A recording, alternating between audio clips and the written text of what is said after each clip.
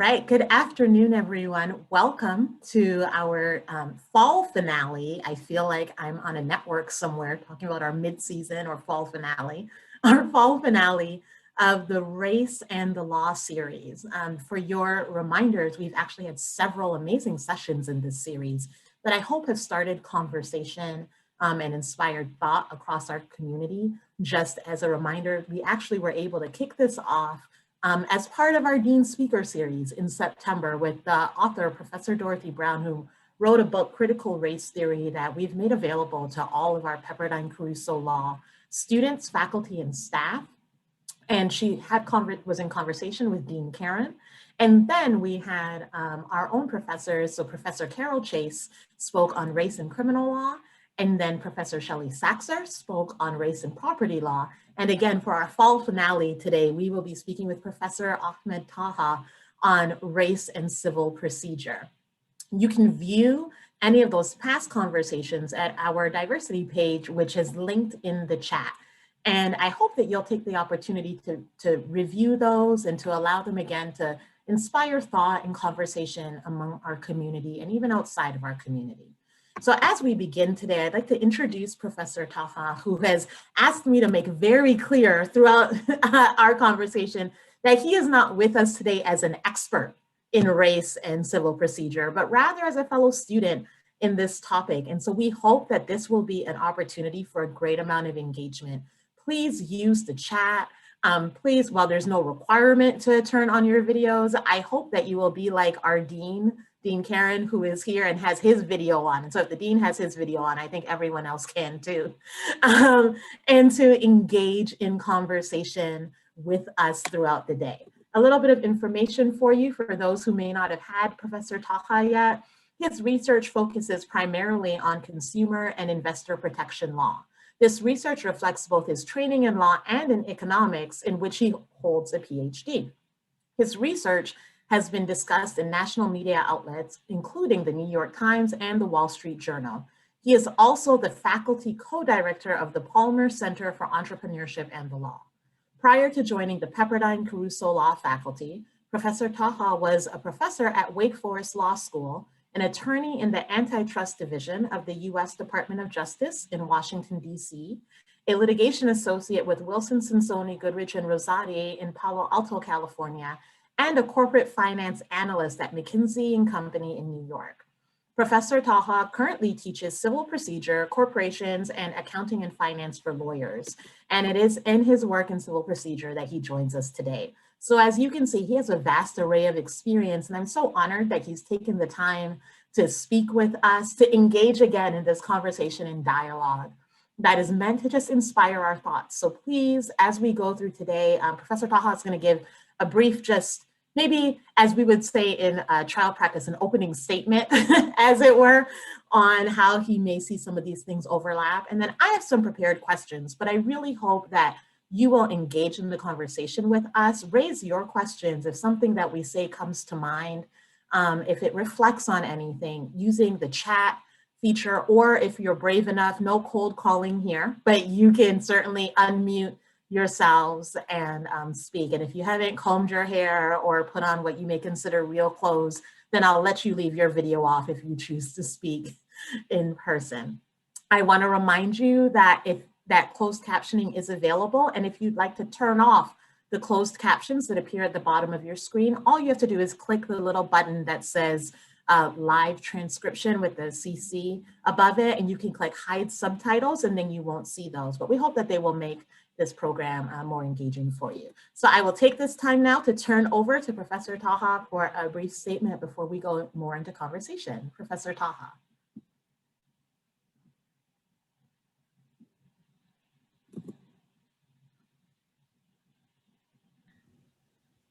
Unmute. I think you're.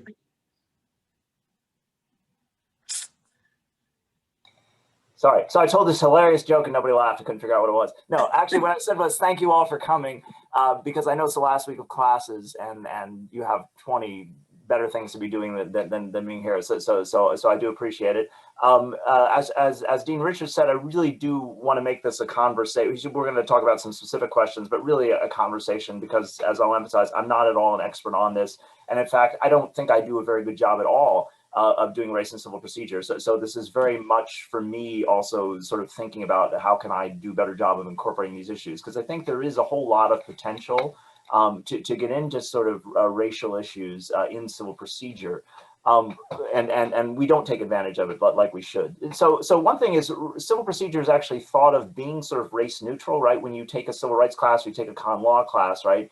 You figure you're going to get into, or criminal, criminal procedure or something. You think you're going to get into these racial issues, or these things touch upon it. I don't think Civ Pro is something that people naturally think that there are racial issues in. Which from a professor's standpoint, right, gives you actually the opportunity to sort of to work them in ways which in some ways can be very beneficial. So I think that fact that it sort of goes under the radar allows maybe students to think about these issues in a less political way than they would. So just to give you an example, civil procedure is very often, it's usually the first time that students really get any introduction to constitutional law, right? Most schools, including Pepperdine, don't teach constitutional law in the fall semester. So Civ Pro is the first things where you're actually reading some Supreme Court decisions that are dealing with constitutional law issues, things like personal jurisdiction and so on. And a lot of those issues come up in later year con law classes, including in issues dealing, with slavery and discrimination and so on. So for example, a perfect example is the issue of how much should tradition play a role, right? The fact that something is traditional in terms of it thus being constitutional or not, right? The fact that something was existing, a practice was existing at the time that the Constitution was adopted, or a particular amendment was adopted. How does that mean we should interpret it? That's a really big issue in constitutional law, and one that's disagreed about. In Civ Pro, you get that actually fairly early on. So those of you who have had me, and I think if you've had any professor, the Burnham case, for example, the Burnham case was an issue about personal jurisdiction, if you remember, that when somebody is physically present in a state when served with process, right, they're subject to personal jurisdiction in that state on anything. Okay, and that was actually a unanimous decision, if you all remember. I know my class knows this because we love Burnham and so on, but it was a unanimous decision, if you remember, Supreme Court decision. But what they split on, what they couldn't agree on, is why that was personal jurisdiction was valid there, where you had half the judges say it was valid because it satisfies the minimum context test, right? This new test that we adopted in 1945 in International Shoe. And you had half the judges that said, no, right? Minimum context test doesn't apply to presence, because presence was just traditionally always allowed, right? Since the country was founded, right? If you were physically present in a state when served with process, you were subject to personal jurisdiction there. And that's why it's valid, because it traditionally is valid. It has nothing to do with this minimum context test. And again, that sort of issue of the role you play with tradition, same thing, the Schaefer case, if you remember, that's on personal jurisdiction, on in rem jurisdiction and quasi-in rem jurisdiction. Exact same thing, an agreement about the outcome, but a disagreement about the role that tradition should play. So it allows you to have discussions about these principles that later will be important in con law, including in cases that have a lot of direct racial implications. But you get to play them out sort of in con law in a more neutral way, right? Because ultimately, sort of to students, it's like, well, who cares why, it's valid or not, if it's traditional or because it satisfies the minimum context test. But you can get into that discussion here in sort of a way where people don't come in with sort of their political preferences. And even there, how your view on that doesn't affect the outcome of this particular case. So I think the fact that Civ Pro isn't seen as being so overtly political is helpful in sort of raising that issues.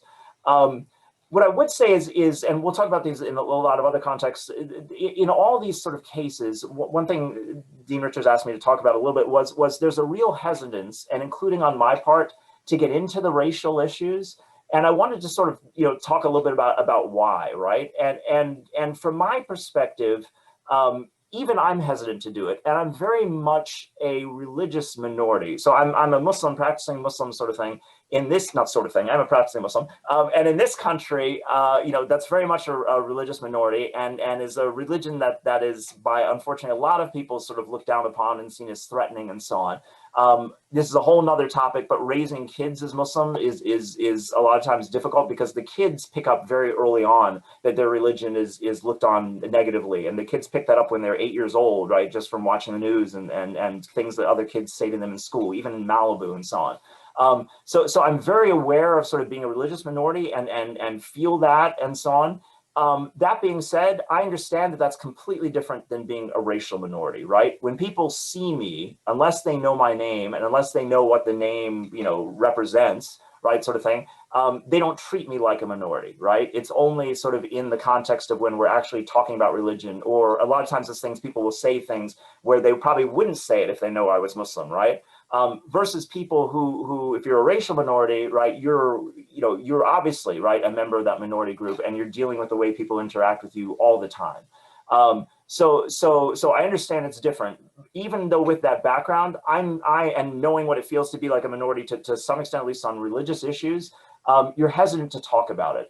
And the reason you're hesitant to talk about it in class, I think, is because, just speaking on my thing, that race is such an important part of so many people's identities, right? So many students' identities, right? And so many students have had very important experiences, emotional experiences, right? Because of their race, that you're worried that you're going to say something that is unintentionally offensive or insensitive, and then students, you'll upset the students. And even if you're not worried that you're going to say something, right, that's offensive, you're worried that if you start opening up a discussion in class, one of the students is going to say something, right? One of the other students is going to say something that's offensive, and then you're going to have to sort of navigate that and tamper it down.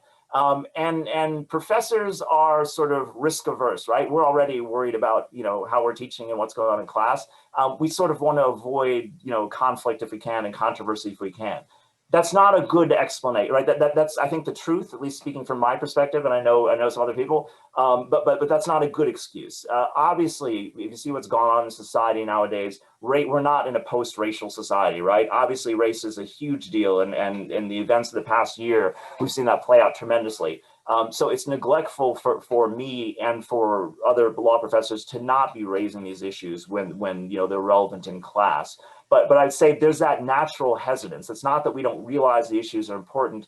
It's just we don't know how to do it. In our defense, a little bit, we've also been never trained how to do it, right? The reality is you're not even really trained how to be a teacher. Most of the time, the way that you start teaching, when as a new teacher teaches, you remember sort of, okay, what do law teachers that I had, how did they teach, right? So you sort of copy them a little bit. And then sort of from just experience, right, of what works is you get feedback on your student evaluations and so on, you start changing, or you sit in another professor's class and you see how they do something. And that's how sort of you develop your teaching style. Nobody ever really teaches you how to talk about controversial issues, right? And as a result, we don't really feel that we're able to do that. And like I said, particularly for someone who looks white and identifies as white, you're particularly hesitant to sort of get into those issues. So as I said, I'm really hoping to myself improve. I know Dean Richard is trying to set up something to sort of help us. This is how you have conversations about race in the classroom and so on. So that being said, you're dealing with a bunch of chickens here on professors, but it's not that we don't realize it's important. It's that we're worried we're going to screw it up and make things worse. Can I interject there and just say, Professor Taha, I want to give a brief word of caution to the students. If you choose to call your professors chickens, please attribute that to Professor Taha and not to me or this series in its entirety. And let them know that Dean Karen was here and fully agreed with all of those statements. I'm just kidding. Don't put that on Dean Karen. But I appreciate you raising that, especially again in the context of a course that many may not feel has any implications for race or diversity, because it can be a little bit of not a cop-out, but an easier place for professors to step back. And also for sort of acknowledging, like, we do need to, not just at Pepperdine, although of course at Pepperdine, but in our profession overall, we need to do better, right? This is not, we have not achieved, and we need to do better at this. So thank you, Professor Taha, for sort of owning that. And I'm curious, and so I think this again goes into where this is a conversation with the students. This is a rare moment where you have a law professor saying that he does not know everything. And so this is an opportunity for you as well to be in conversation with us as we move forward. I'm wondering, Professor Taha, as we begin sort of on the more substantive, if the article that's excerpted, and actually for students, what I will do is, of course, if you have a copy of the book, it is what is chapter 8, which begins on page 301. But for those of you who may not, I found the full law review article that's excerpted, and so you can find it. I put the link in the chat. I believe that all, and Mr. Buffalo from the library is here, but I believe that all students, you should have access on Westlaw, so you should be able to click that link and be able to find it. So just so that you have some context for some of these conversations or more information in the future. But the article excerpted kind of argues on page 304 of the book, as it relates to diversity jurisdiction, that other forms of discrimination dwarf any faced by citizens of other states.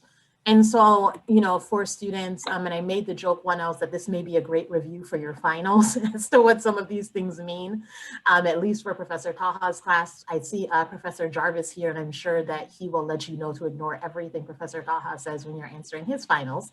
And I'm just teasing.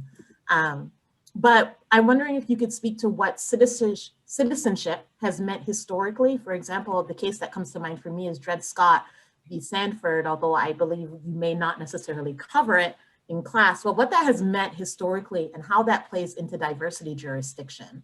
And then we can maybe talk some more about diversity jurisdiction from there. And of course, please, all attendees, please feel free to use the chat or the raise hand feature to engage in this conversation as well.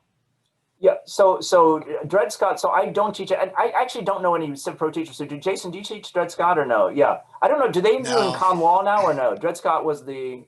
I think it's an individual rights case. Yeah, it's where it's done. But actually, if you read the case or whenever you read it, the diversity issue came up, right? Because there was denying a freed African-American slave, right, the right to use federal courts. Because, you know, remember, a basis for diversity jurisdiction is diversity of citizenship.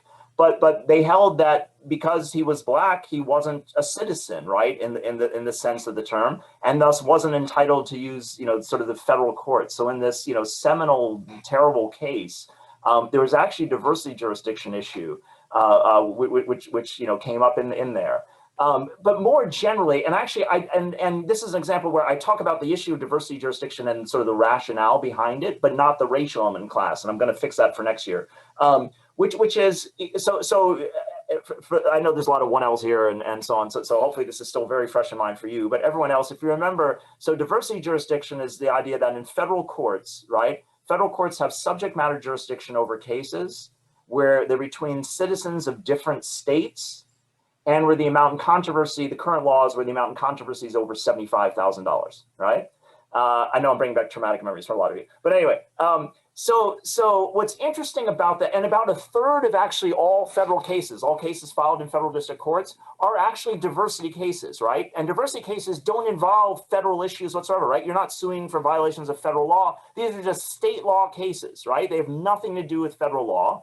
The only reason they're in federal court is because the founders, right, thought that it would be important for, in cases where you had citizens of different states, to at least give the parties the option of having this heard in a federal court. And the worry was because there might be bias, or at least perceived bias, in a state court against someone who's not from that state, right? So if you have a California citizen suing a New Yorker, right, in California, right, a California state court, right, the California judge who tends to be elected rather than appointed, the juries in state courts tend to get drawn from a smaller area, right? There's more homogeneity in the juries and so on. And the worry is that the New Yorker might feel that the court's biased against them.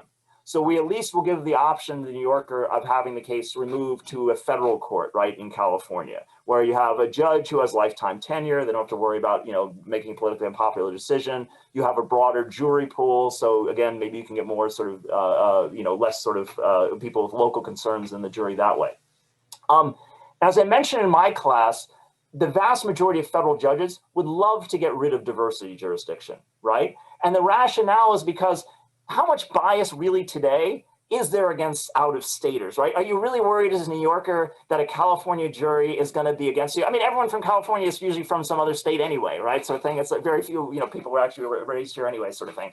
And it just seems sort of weird that would actually be a problem. Now, there are some exceptions, right? As you guys know, one of my favorite cases, Rose versus Giamatti, right? There's a really good reason for thinking that there actually may be bias in favor of Pete Rose, right, in an Ohio state court, right? So there are a few of those cases, but those are few and far between, right? And the biggest proof of that is that of the diversity cases, like I said, a third of the cases of diversity cases, it's often out-of-state plaintiffs, right, who are filing in sort of the state court, right? I'm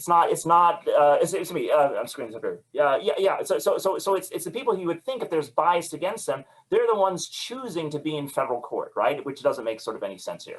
So anyway, or choosing not to be in federal court. What's really bothersome here is not bothersome, but there's a transcript underneath. I don't know if you guys can see the closed captioning. So not just that I get to make a mistake, I get to see my mistake like in writing memorialized here, sort of thing. So I'll try to ignore that. But anyway, so now today, like I said, not many people think there's actually really bias against out-of-state parties.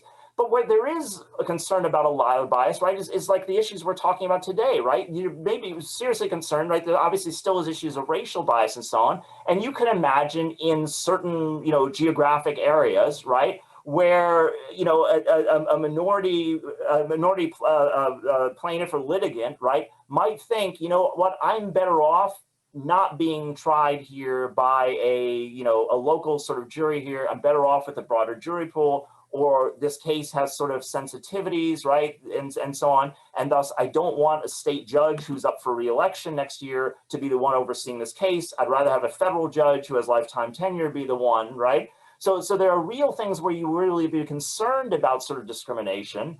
And that's not covered by the diversity statute, right? It doesn't matter if there's racial diversity. That's not a basis for diversity jurisdiction. It's based on, the citizenship, your citizenship, where you're domiciled, the last place you're domiciled. So it's just same thing. Non-U.S. citizens, right, is sort of another example on this, Shalak, if I could. So non-U.S. citizens, you guys all remember, of course, that if a non-U.S. citizen, you have alienage jurisdiction. A non-U.S. citizen against a U.S. citizen, that can be in federal court. But the law was changed about 20 years ago, where if you have a non-U.S. citizen who is a permanent resident of the state, right, domiciled in the state, they're treated as a citizen of that state for diversity purposes. And again, so a lot of these foreigners, right, who can be also often they're racial minorities, not also, but also they're racial minorities, you can have a situation where they're, don't now have the option of going to federal court, even though they may have a legitimate concern about bias against them because they're a foreigner and a foreigner who looks different, sort of thing. So I think the diversity statute is if anything, sort of out of date and protects us, a type of diversity that we're not really worried about discrimination against. No, and I think that leads to, and again, please feel free to chime in via the chat or unmuting yourselves as well. But to me, that leads to questions. You mentioned quite a few times that one of the reasons for diversity jurisdiction in the federal courts is having a broader jury pool.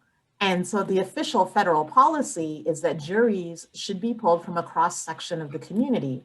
However, there are also requirements for federal juries. And I think for several states, I believe California may be one of them, but of course you can correct me, Professor Taha, that include requirements around things like immigration status, English language requirements, convicted felons, that may serve to make juries less representative and less of that broader pool than one may, originally anticipate.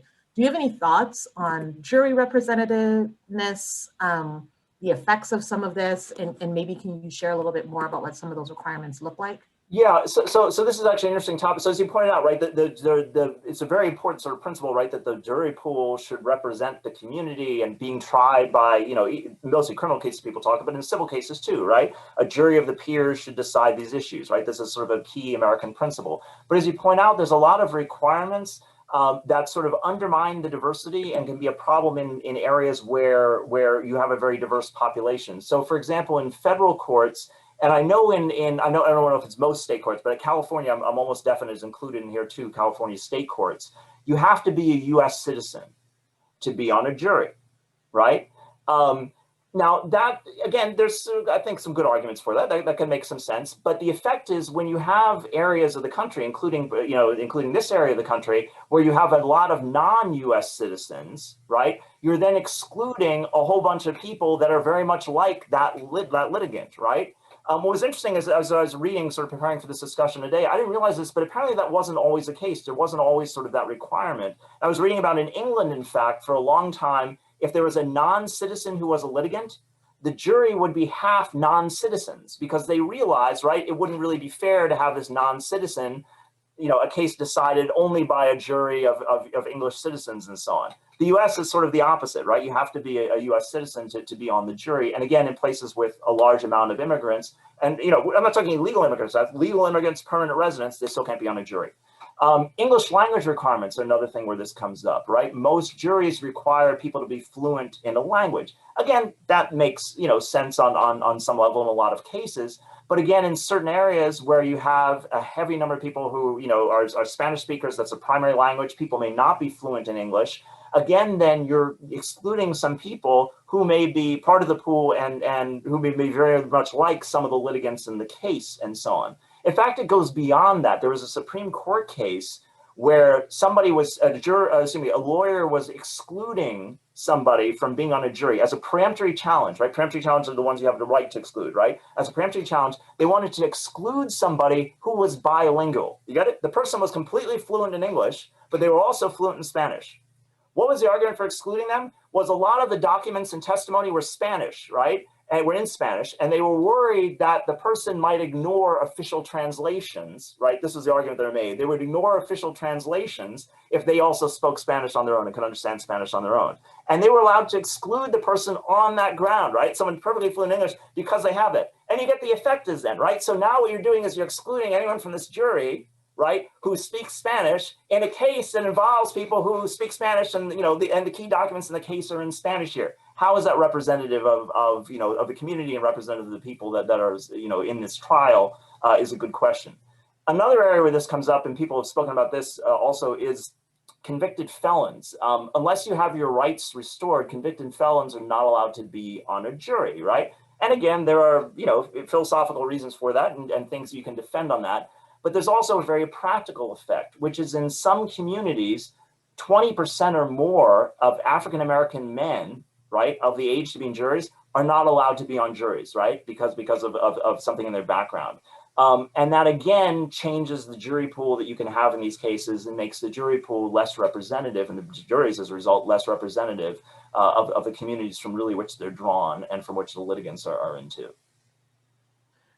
I'm curious, and I don't have any answers for this. I'd love if any of our students who are more politically engaged, sorry, Cooper, I'm looking at you, as president of NLG, but I'm really curious as to whether or not, we've seen a lot of movements, certainly over the past 6-ish months, to restore voting rights to convicted felons, right, and pay fees and so on that are associated with that, if those movements also include ensuring that those individuals can serve on juries. I mean, I think that it would be really interesting to see if that was made, perhaps not a focal point of some of those movements, but an interesting part.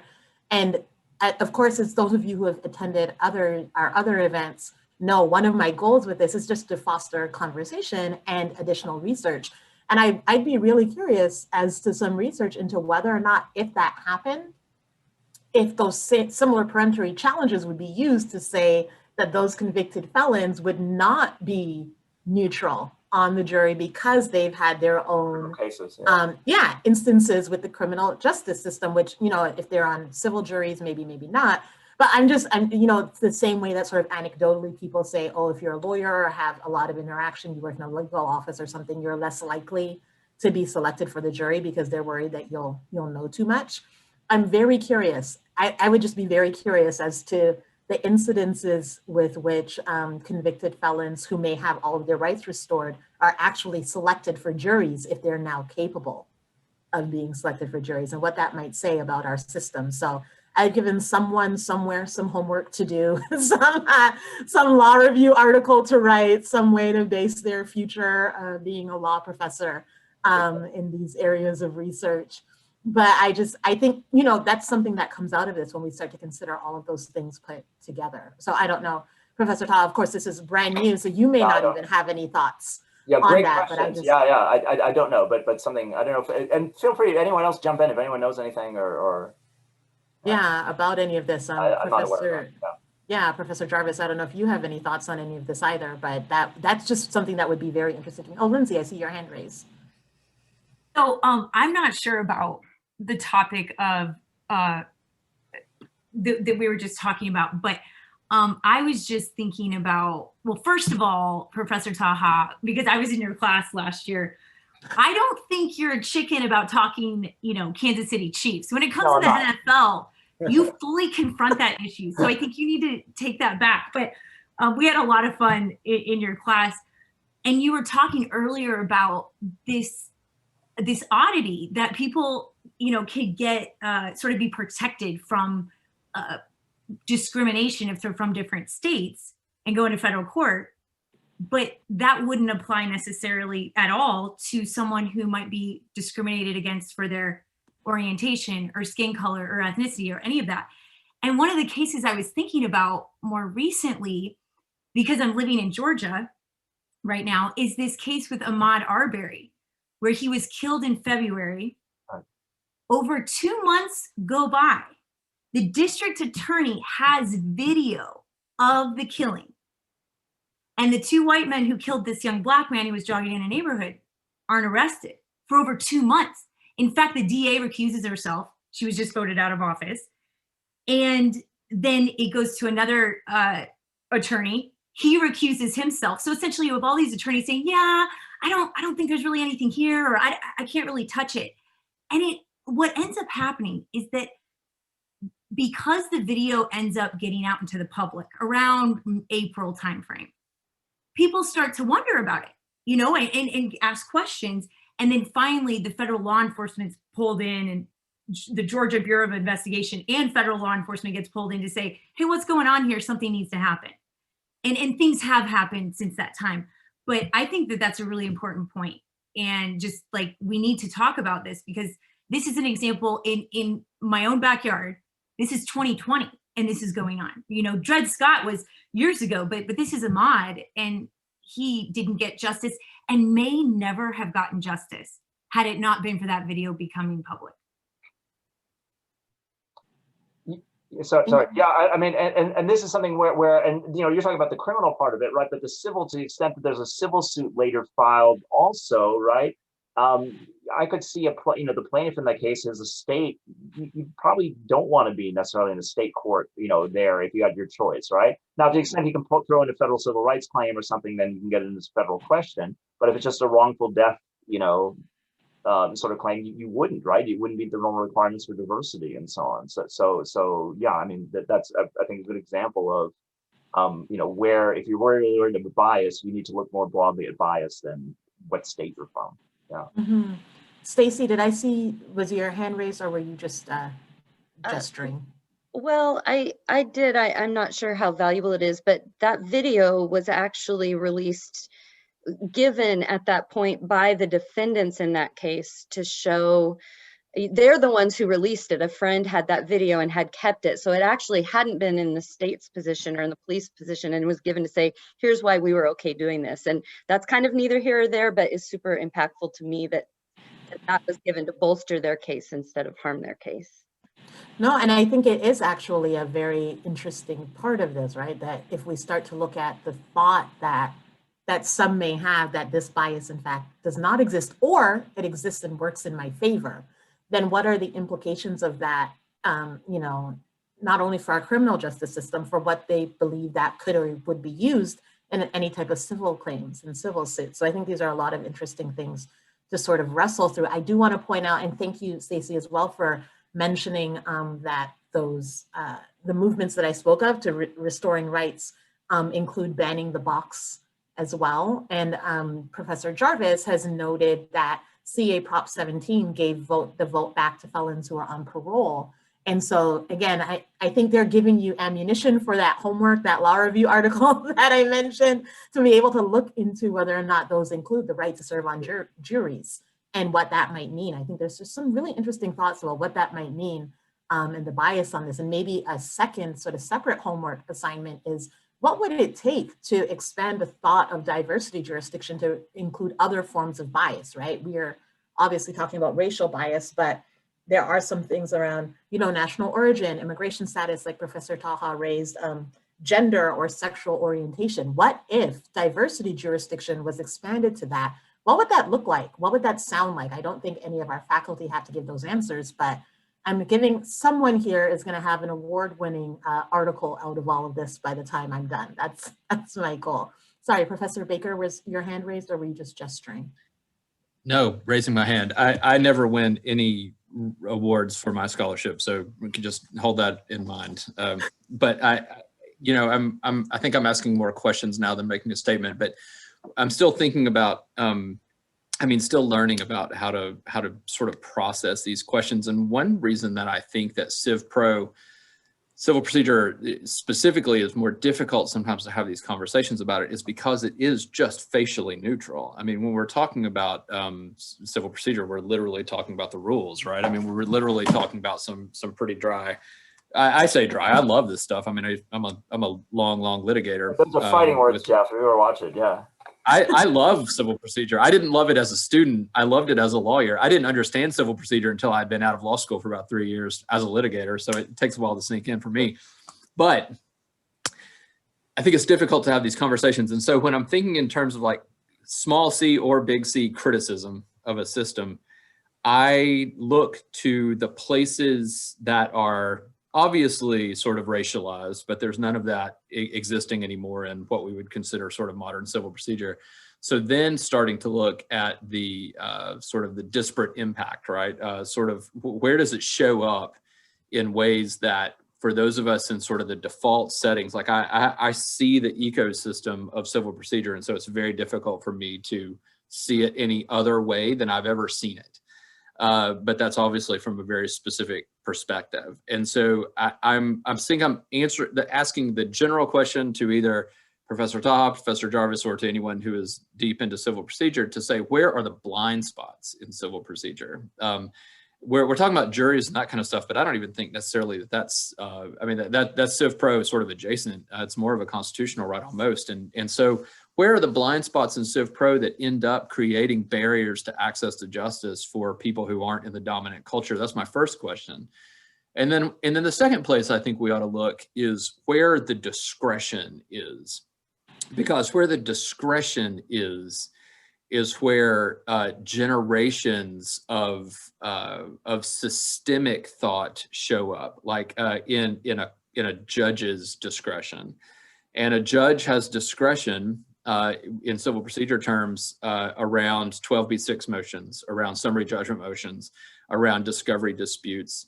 And that is where a judge who is biased can introduce bias into, and racial injustice or other sorts of injustices into civil procedure. And I wonder if we see cases about that, or cases that we could discern where a 12b6 motion is granted or not, based on the imagination of a judge who can't see a claim that might be novel or new or striking at something in the law that doesn't already, that appears to be racially neutral but isn't, or later on in a summary judgment motion about either entitlement as a matter of law or a settled fact that might actually be in dispute if someone with a different perspective was there. So I'm offering two ideas and then asking the question, like, where are the blind spots in civil procedure? And then do we know of cases where the built-in discretion, judicial discretion, ends up perpetuating racism? Thanks so much, Professor Baker. I just want to, Professor Taha, and then I see also Professor Jarvis as our two Civ Pro professors here, both have thoughts on that. I want to just niggle a little bit at our one else who may be here. So Sajni, I see your picture up. Who else is there? I saw Sila and Andrew, because we touched on this a little bit a few weeks ago in our final Intro to Professional Formation, right? Where we talked about how some of these things may play out across race or socioeconomic or other things. So I hope that I'm niggling you to say, I hope you're seeing that these are thoughts that your professors and people who have been in the profession are wrestling with the same thoughts. and that it's not to feel like, oh, I haven't figured it all out yet, because we're all having the same conversation. So I just wanted you to maybe take note of that, right? We're all thinking the same things about what are the larger implications of this. So Professor Taha and then Jarvis. Yeah, so defer to Jason too, but Jeff, to answer your first question, I think one area, and actually I do talk about this in class, so I'm not a chicken when it comes to this, is because you hit something big, right? You pat these rules and these discussions of the rules, they just seem really neutral, right? And the interpretations seem really neutral, and you get this decision, and it's not, you wouldn't think this has implications on affecting, people who are poor or people, racial minorities, but they do. One of the perfect examples of that is something which I think we were probably going to talk about anyway, which was, Twombly and Iqbal, right?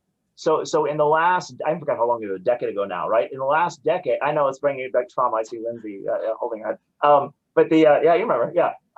So if you guys remember the pleading standard, right? The notice pleading standard in federal courts, right, was the one that existed for a long time, and it's fairly easy to survive sort of a 12b6 motion. You just have to, state a claim that you could possibly win on. And then what happened was, starting first with an antitrust case, which was Twombly, this complex antitrust case, the court says, no, to survive a motion, the 12b6 motion, a motion for failure to state a claim, you have to plead sufficient detail from which the court might, if all the facts are true, you might plausibly infer that the plaintiff is entitled to relief, as opposed to just possibly, right, be entitled to relief, okay?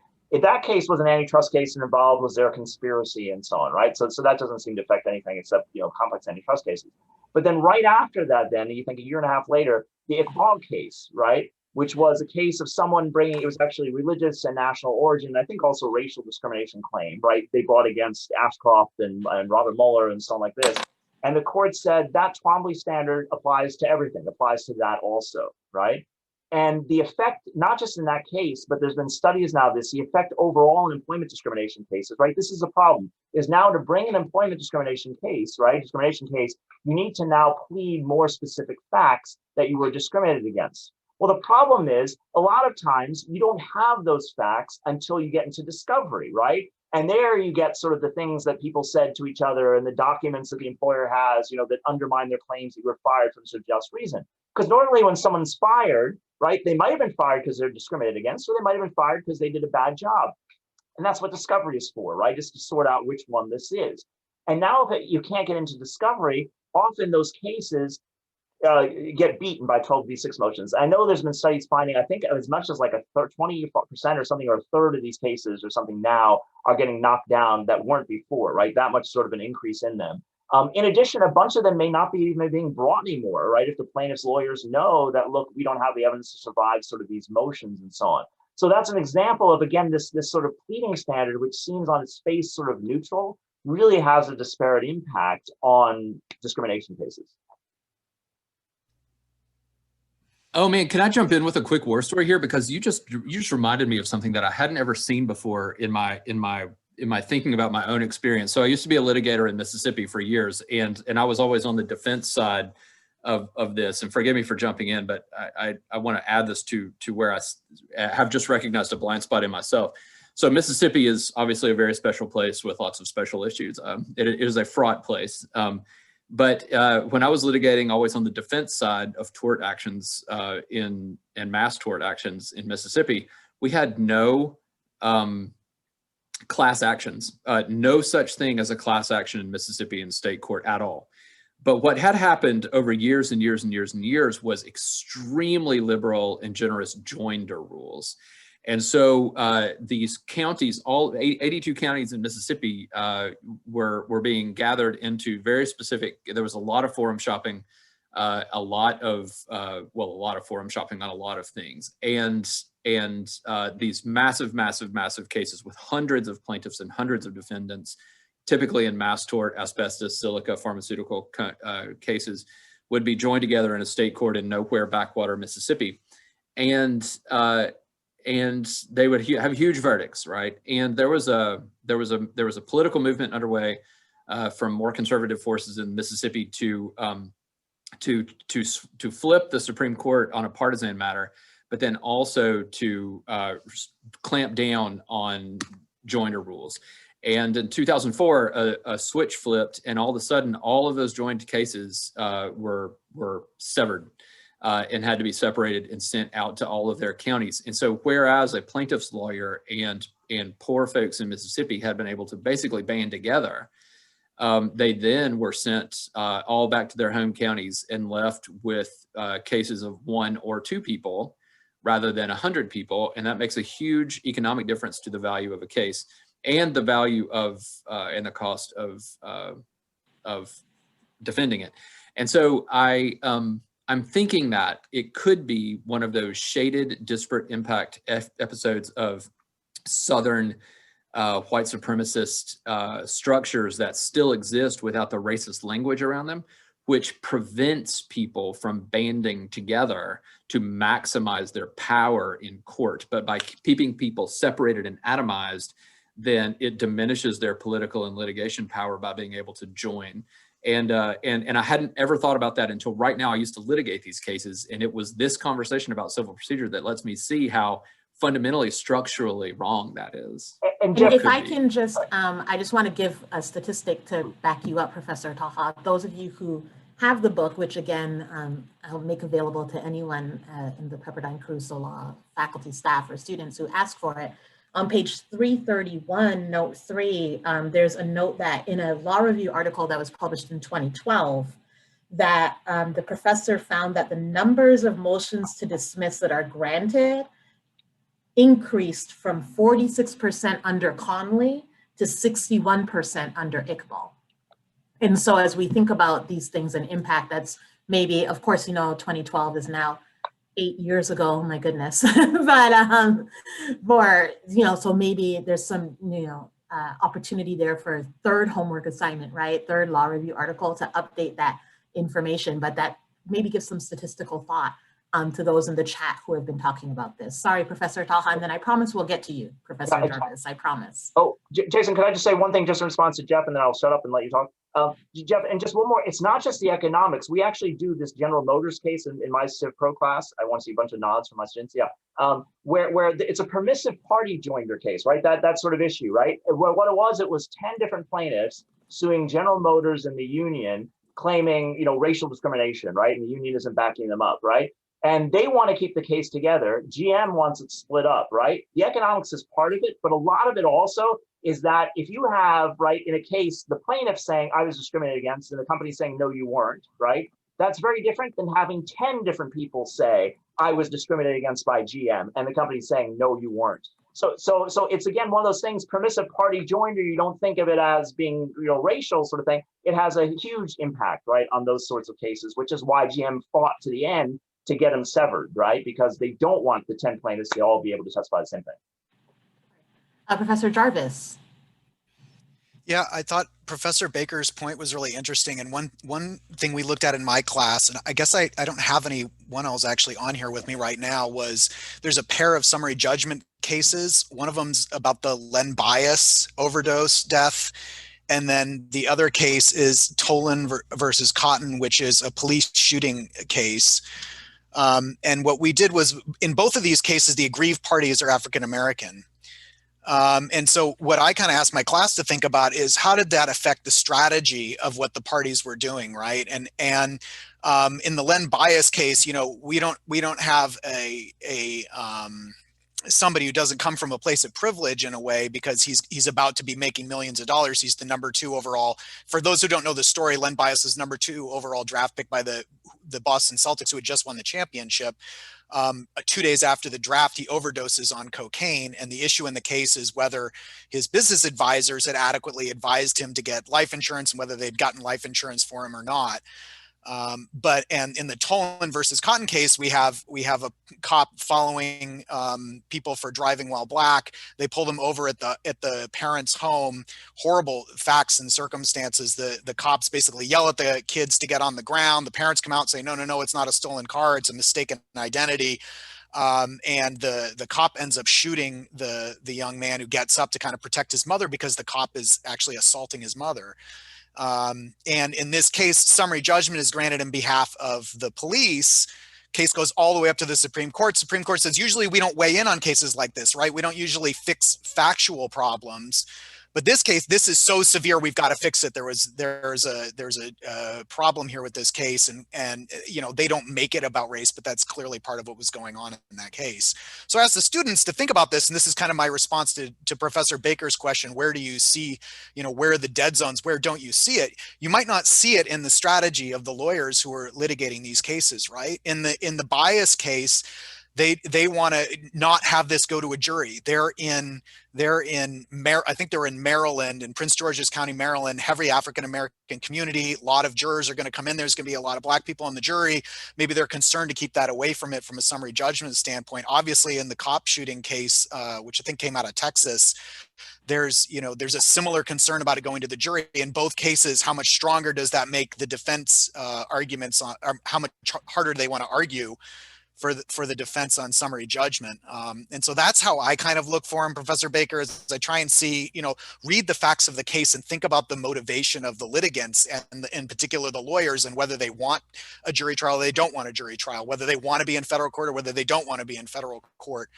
Because that's one of the best places to look for that when you're doing civil procedure analysis. And if I can just add in one else, we talked a little bit about this. Remember in that class, we talked about diversity skills and how these are important professional skills to consider when you look at who your clients are, what their backgrounds are, race, ethnic, to Stacy and Lauren's points in the chat, socioeconomic status, and how this can inform the strategy of your case, right? It's a very real across all practice areas. How you use this, to me, can be what moves you from being just a good lawyer to a great lawyer, because these are all facts about your clients that you want to consider. Lindsay, you had your hand up. Yes. One thing I was just thinking about is context in terms of why does our country have the ideology that we do? And so very quickly, last year when we talked about the Iqbal case, and I think Carla mentioned this, and I think Caitlin, Katie, we were very unsettled by it. And for me, as a military veteran, looking back at that case going, okay, so I was at a military academy getting ready to serve my country when these injustices were happening to Mr. Iqbal. Then in 2009, when Ashcroft and company decided the case and found for Ashcroft and said, hey, you can't, you know, you're not going to be able to get the information you need to even conduct discovery at all. I was a first lieutenant in the Air Force. So it's like, I'm looking at this going, I'm serving my country, but I'm not so sure that what my country is doing is worth protecting. Like, it concerns me deeply and grieves me to know that, like, if I'm going to defend my country, I want to make sure that I'm swearing to defend the Constitution of the United States, not partisan, you know, political decisions to sort of cover the government for doing things that are illegal or unconstitutional. So that really concerned me as a military veteran, looking at that and going, this is wrong. And this should not be the case. And this was all going on, of course, unbeknownst to me, as I was serving my country. And so I think law school has really helped me to see with new eyes some of the things I experienced then and kind of the legal ramifications. Thank you for sharing that really important perspective, Lindsay, and putting a lens on how and why we do all that we do.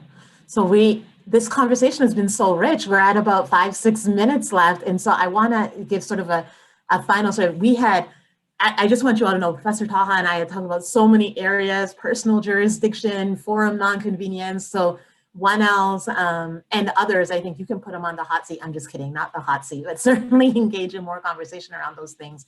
But Professor Taha, I think maybe a final statement or answer to some of the things that have been raised in the chat that I know you and I chatted about before. So that is, you know, do you think that the rules of civil procedure are not necessarily designed, but how they impact litigation and marginalized communities, be it by race or, you know, socioeconomic status, gender, all these other identities?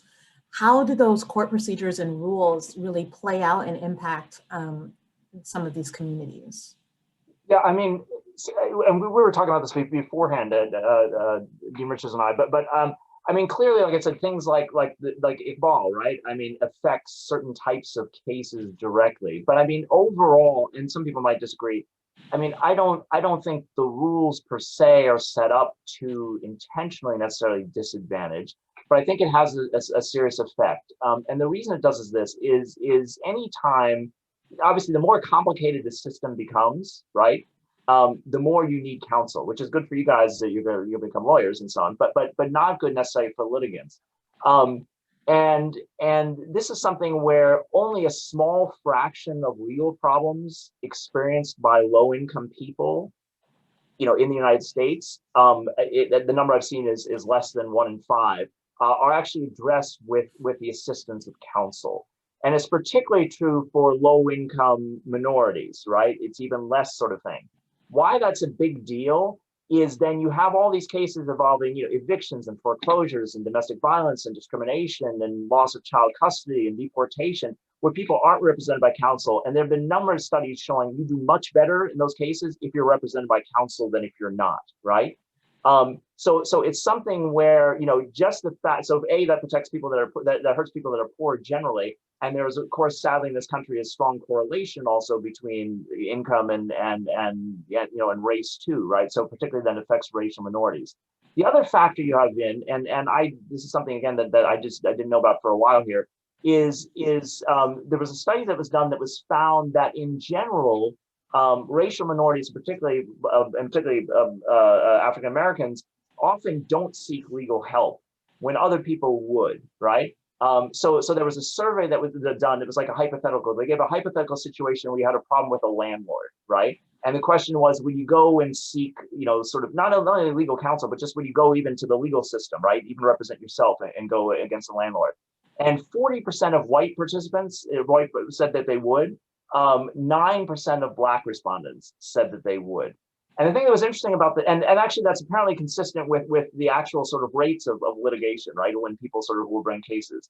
What the article was tying into, which was very interesting, it was very much tied actually to just views overall about the justice system, right? So because a lot of racial minorities and particularly Black Americans have negative views of the criminal justice system and have very, very negative experiences in the criminal justice system, they sort of don't trust the justice system overall, right? Which includes sort of the civil justice system. And as a result, they don't go to that civil justice system, right? Let alone then the problems you have of getting counsel and so on. So I mean, the effect is, and again, I'm not going to say it was designed to sort of this purpose, but it certainly is not meeting the needs, the civil justice system of poor people and particularly poor minorities.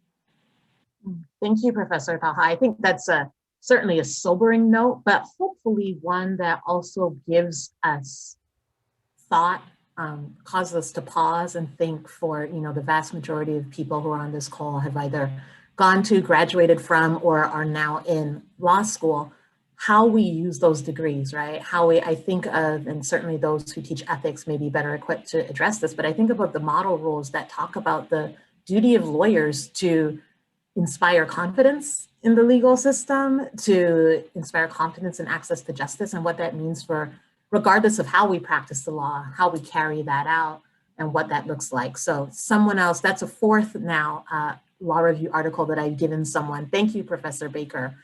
Model Rules Preamble, paragraph 6. So now someone has a fourth law review article to write. I mean, this is just fruitful here, guys. I hope that you take it very far. But in all seriousness, thank you, Professor Taha, for engaging in this conversation, for all of you for engaging with us. As I noted to someone, this should just start the journey of thought around these things. And I was one of those who was guilty of seeing civil procedure as very dry. I joked to one of our students that this would help their baby to fall asleep sitting in on this conversation because Civ Pro, I mean, but here we are, right? It's been so fruitful for all of us to really think through the impacts of our system.